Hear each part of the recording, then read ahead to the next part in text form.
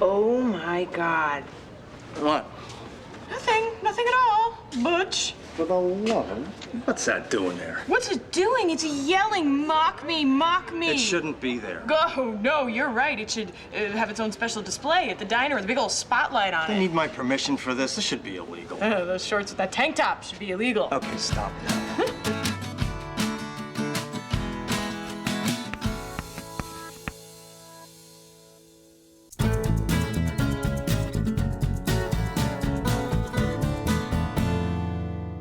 I grew up in the suburbs outside D.C., so it was more like, you know, diplomats' kids and lawyers' kids, and everybody's parents was fairly political. My dad and I originally moved out there because I was really into horseback riding, and there were all these places where you could ride. I rode from the time I was 5. I went to horseback riding camp every summer, and then I got my first play, and that was sort of the beginning of a new passion. We had just moved when I was in 8th grade. I believe that was the year I had glasses, braces, and a cast, which is just not, it's just not gonna get you invited to the, you know, Sadie Hawkins dance. And I was kind of a tomboy. I didn't like wearing skirts. I didn't own one until I was forced to because I had like a flute recital or something. I also played the flute. These are painful memories. Being back here doesn't make you nostalgic at all? I had the really curly, crazy hair that's now been just like beaten into submission. And also like the ponytail like on top of the head, you know, the fountain kind of 80s. It's bad, it's all bad. I was late. Can we re-vote? I was part of this strange branch of student council where we were apparently like involved in county policy, which meant that one day a month you could sign yourself out and go supposedly to some county meeting where they were discussing something and you were like the student representative. And as I remember, we made many trips to McDonald's, and I think the student policies were improved. I just don't know how this whole second boyfriend thing is supposed to go. Well, he's your second boyfriend. Give it time. I didn't have a lot of boyfriends. I had one major high school boyfriend. I had a great high school experience that way because I had just one person who was, you know, really important and still a good friend.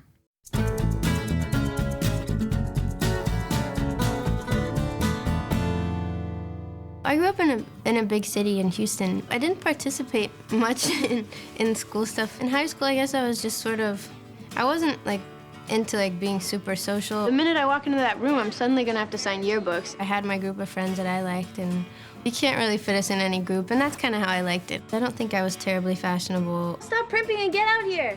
It was pretty plain, jeans and t-shirts. That's big in Texas. I moved to New York when I went to college. Oh my God, I missed everything. When you're 18, you just want to go do your own thing, you know, and you want to go see a new place, or I did. And then you do that, and then you just want to go home, because, like, you know, you miss, like, mom's home cooking and stuff like that.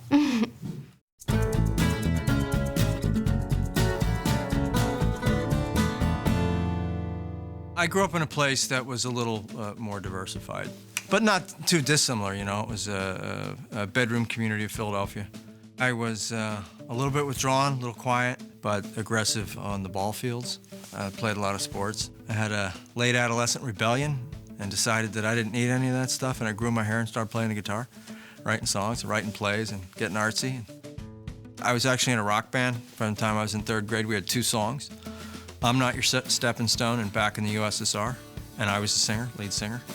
And I was fired, I was let go many times, and every year rehired because there were jealousy issues. When I was a little kid and it would snow, there were a lot of older kids who would pick on us as we were walking to school. Every day, you know, they'd beat us up, they'd throw snowballs at us. But I had the golden arm, and I defended my pack of guys. We'd make ice balls. We'd put them in the freezer night before, and we were armed and ready. No problem. Everybody wanted to walk to school with me. I defended the youth culture.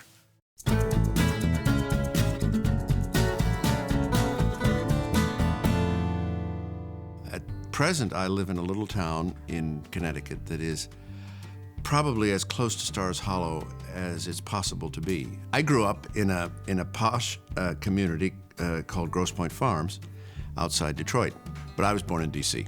In high school, I was kind of a dreamy, useless student. I wasn't a very good student, and I didn't get into theater at all. I thought they were all strange. Looking at the yearbook, they were all strange.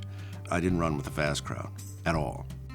It was my senior year in high school that I began running with the fast crowd as the joker. There were about 10 of us. I didn't feel terribly accepted until that senior year, and then it turned around a bit, and then college came. I was a terribly romantic boy. I double dated in my senior year with Mike Miller, who was a very slick guy, and he had a beautiful date. And her friend, who was a nutball, and she was drinking, unbeknownst to me, we went out to Belle Isle, and she'd been drinking peach schnapps or brandy or something like that, and then proceeded to throw up and pass out. So that was my great evening.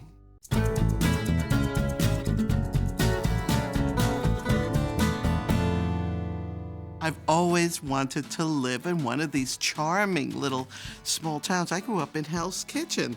High school, I went to Puerto Rico. I wanted to study in Spanish, but I went to New York City school system. I got interested in theater in high school. Yes, it was high school. Mr. DeNoia, it was through the drama club. He picked me for the children's theaters tours he used to do in upstate New York, all over New York.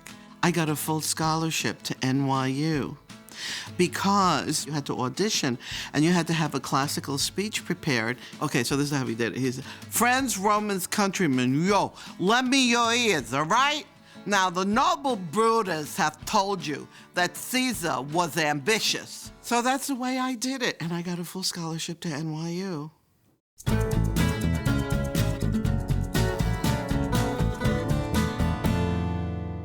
I grew up in Denver, so I grew up in suburbia, and my last 2 years of high school, actually last 3 years of high school, I was in Northern California. I went to New York when I was 18, so I really lived in New York most of my life. I was a ballet dancer, so that was, at that point in this country, that was the place to be. I started my training when I was about 6. I was supposed to wait until I was 8, because that's the ideal age, but I was very eager. I was not a good student. I was a real daydreamer. I simply didn't want to be there, and I was shy. In junior high, again, this came out of shyness. I started to hang out with the tough kids. And I think it's just because they were the outcasts, and I felt like an outcast. I remember thinking I just wanted to grow up. I wanted to be an adult. I wanted to be in control of my own life. I had this drama teacher. His name was Mr. Decker. They were doing the school play. It was going to be the importance of being earnest. And he wanted me to play Gwendolyn. And he talked to me, and I simply said, I can't make every rehearsal. I would love to do it, but the ballet, I'm going to be a ballet dancer. This is important. And bless his heart, he cast me in it anyway. And that did so much for my confidence. That was important to me. He was a wonderful teacher.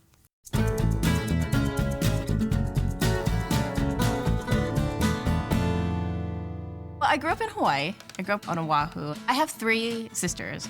They're all girls. They're all younger than me. I was very odd. I mean, in junior high, believe it or not, band was the thing. I'm not kidding.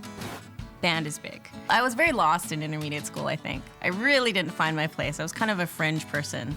And my high school was a little different because I switched schools. It was a wonderful, amazing experience. I hung out with the drama geeks and the drama nerds, and we were, this little community within the school. We just talked to each other. One of my most distinct memories from high school is this picture of me for prom. This will not be the mental image you carry around with me the rest of the week. I had this borrowed dress from my boyfriend's mom. Hold on, I just saw the back. Yes, it will. It's this big poofy sleeve. It's gold. The sleeves are gold. They come out about this big, believe it or not. And it's like this brocaded, like corsety thing. It almost sounds like a costume. And then the skirt kind of poofs out, and then it has like ribbon design. Interesting, isn't it? One of the hardest things about moving to LA was leaving Hawaii, so it kind of took me a while to settle in and find my friends. I think once you find your friends in a new place, that always makes it a little better.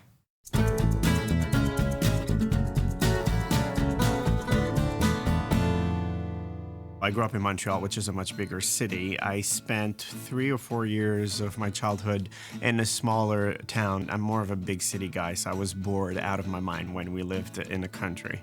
I didn't like school, I didn't like myself. I had some problems also with the fact that I was almost the only black child in my class. I was the only black child in my class, but there was not so many black people in the school, so a lot of people were teasing me with that. I had problems with it. Couldn't wait to get out of high school and become somebody, and do something I like. Yes, my name is Michel Girard. I used to work at the independent scene, and I was wondering if there were any positions available. The first job I ever got in my life, I was a busboy in a bar.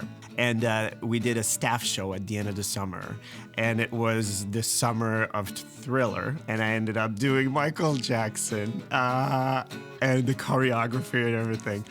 It was fun. I mean, I had fun. It was my first experience on stage, and I must say to this day that it had a huge effect on me, because at that moment I was so in peace. I had so much fun.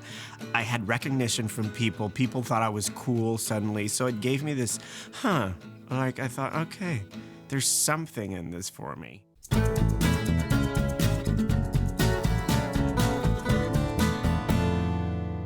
I grew up mostly in Lansdale, Pennsylvania, which is kind of a small town.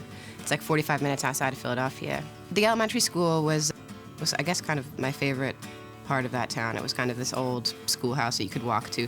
I had a really rough time in high school. I was like the worst student ever. I played lacrosse and field hockey in junior high, but I kind of, started doing acting stuff when I was 12, so I was commuting to New York for auditions. I kind of hung out with all the people that were like doing the drama stuff, really. I got the senior superlative of most dramatic in high school, which was kind of a dubious honor, I guess.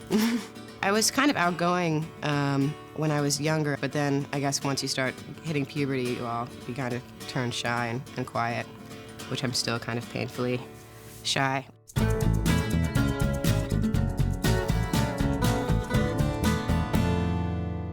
I grew up in suburban St. Louis, in the wonderful state of Missouri. I was not a quiet kid by any means. I'm the youngest of 6. And so if you're a quiet kid and you're the youngest of 6, nobody will ever hear you. I was very much a center of attention in the family, and in a family full of people who like to be the center of attention. So it was I lived in a pretty loud house growing up. I would say that I was basically the class clown. By the time I got to high school, I started to be a rowdy sort of little bit of a troublemaker. I was really into theater in high school, so I did a whole bunch of plays. If you're funny enough and a class clown, you can still sort of hang out with the cool kids, even if the girls don't like you very much. Even though I think I was kind of miserable at the time, I look back and think of high school as being fun.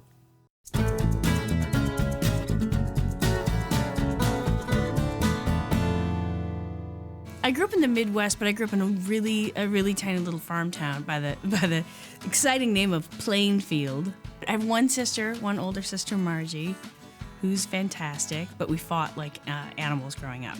I always thought I could take her, but she was older, so had longer arms, and she'd actually do the horrible head holding, and just my arms like pinwheeling trying to get to her. I ran away in kindergarten, which was awkward and horrible. This girl, Teresa, who I guess was like the troublemaker, was like, stay out here. So at 5, I was like, all right, okay. And the whole plan, which I didn't know until we got there, was to go to her babysitter's, which is a terrible idea because you're only going to get in trouble. So I remember crossing up the yard and then having her babysitter pull in the yard because we weren't supposed to be getting home, and just the look on her face of like, what are you doing here? And then I was like, what are we doing? My dad's really funny. We're just weird. Like we do, I'm sure it's not normal family behavior. For some reason, we did a lot of scaring. So it got really elaborate and probably semi-dangerous. My tip, attack low, fast, and make some slightly animal noise, but a not detectable animal noise, and it really scares people. My mom will be on the phone with me, and she's just talking normally, and all of a sudden it'll be like, oh my God, oh. It's like, your dad was in the closet. Oh God, he had a coat on his head. I love that, like, my dad at any given moment is somewhere, like, if we were in this room, like, he's in the desk, and like you open it up, my dad's in there, like, It's just, it's really weird. It's really weird. Also, if you have a tablecloth under the tables of a dining room table, you lay across that, they can't see you, and let somebody be in the room for about 10, 15 minutes, and then you come out at them. It's magical. It's magical because it's that mix of fear and anger because they're so mad at you. Yeah.